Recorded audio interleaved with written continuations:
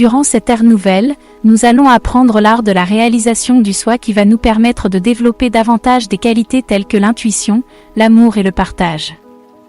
Durant cette ère nouvelle, nous allons apprendre l'art de la réalisation du soi qui va nous permettre de développer davantage des qualités telles que l'intuition, l'amour et le partage. Qu'en est-il de notre activité astrale qui se situe au-dessous du niveau de pensée?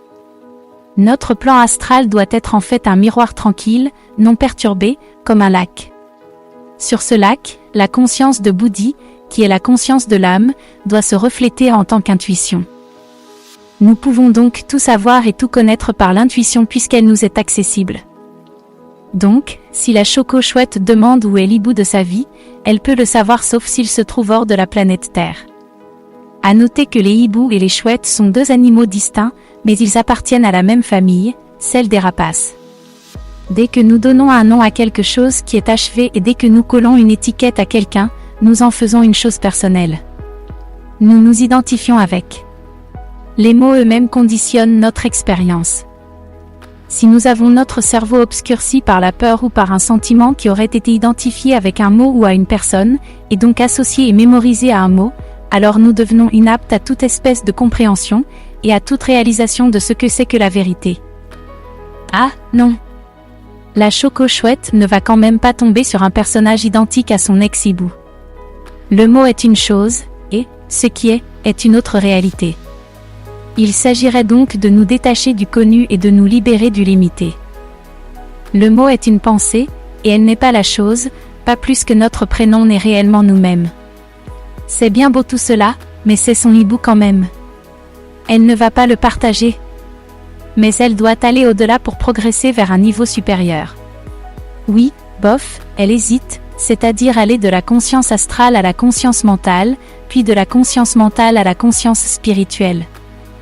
Elle a déjà entendu parler de ce chemin, mais elle a souvent hésité à l'emprunter. Bon, allez, elle se laisse embarquer pour cette fois-ci. Elle doit laisser l'amour s'exprimer en elle de plus en plus, et solliciter son énergie, son intuition, sa conscience, en s'identifiant à ces dernières. Oui, mais elle préfère s'identifier à son beau hibou. Elle va finir par avoir peur d'être intuitive si cela l'oblige à partager son James. Donc, elle a le choix entre un hibou et l'intuition. L'amour n'appartient ni à vous, ni à elle, il n'est jamais personnel. Nous pouvons aimer une personne, mais lorsque nous limitons ce sentiment à un seul être, il cesse d'être de l'amour. Dans l'amour véritable ou inconditionnel, il n'y a pas de place pour les divisions du temps, de la pensée, et de toutes les complexités de la vie, ni pour toutes les misères, les confusions, l'incertitude, les jalousies et les angoisses. Sniff. Elle vous laisse alors son hibou qu'elle venait tout juste de trouver par intuition. Mais en même temps, elle y pense, comme l'intuition concerne l'unité, alors, elle ne fait qu'un avec tout le monde y compris avec son hibou. Super!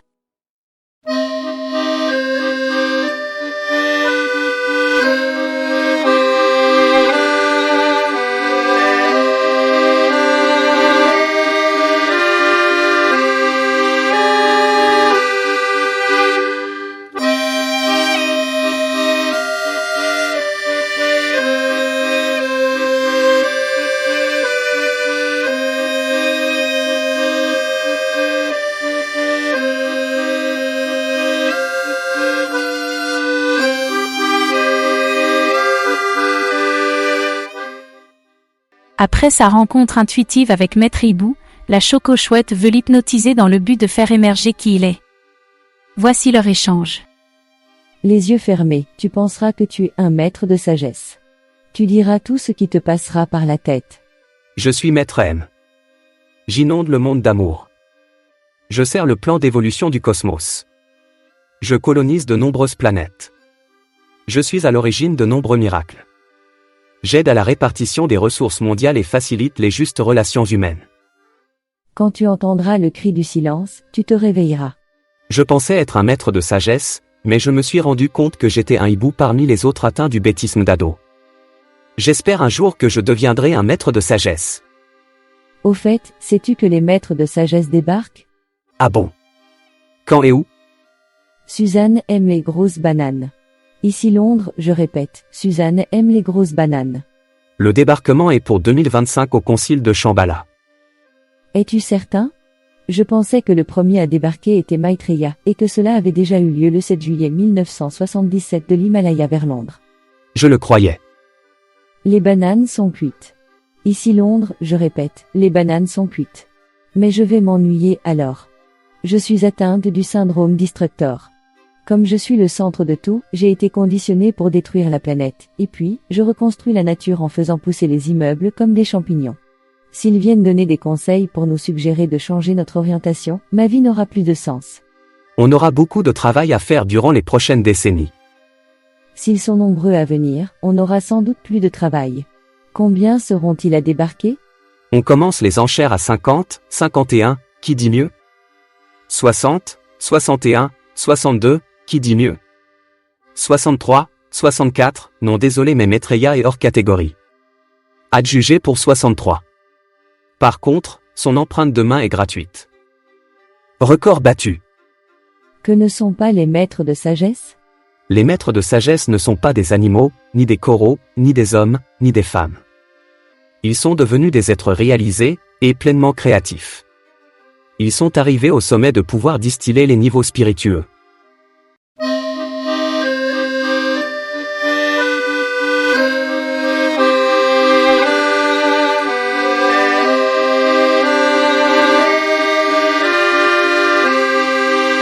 Mörchi ton interpretation du guides maitres de sagesse etikken passion på les nuls, mais je prefer etre autodidacte. Je penseres kvann med lire les ouvrages sur les enseignements de la sagesse éternelle. Merci pour ton interprétation du guide des maîtres de sagesse et de compassion pour les nuls, mais je préfère être autodidacte. Je penserai quand même à lire les ouvrages sur les enseignements de la sagesse éternelle.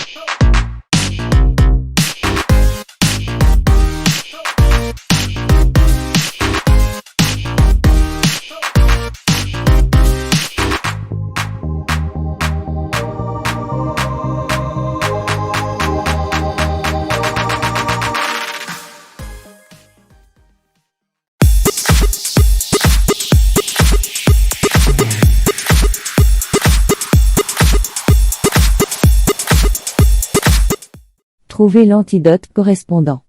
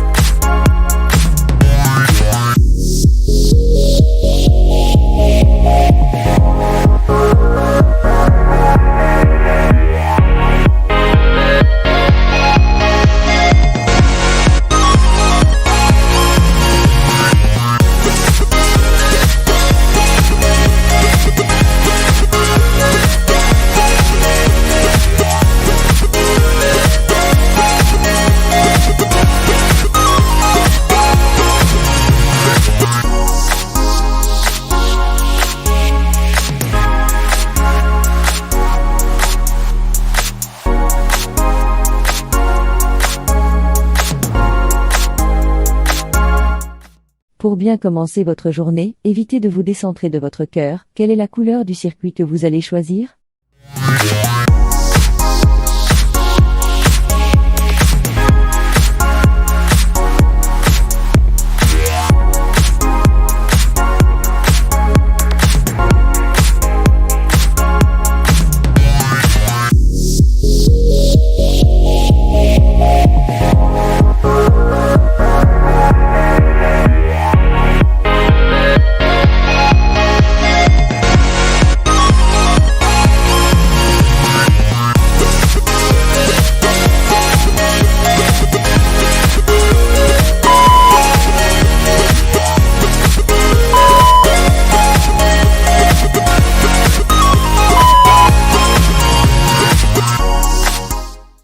Vous pouvez naviguer sans aucun souci puisque tout ce que vous mettez sur Internet ne tombe pas dans le domaine public.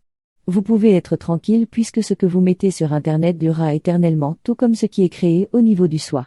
Gardez bien la connexion nocturne illimitée, ainsi vous éviterez tout apprentissage durant votre sommeil. Pour rester informé de nos prochaines activités, rendez-vous sur coopérationetpartage.org dans l'onglet Contact, Nous suivre, tapez votre nom ainsi que votre adresse mail et cliquez sur le bouton Envoyer.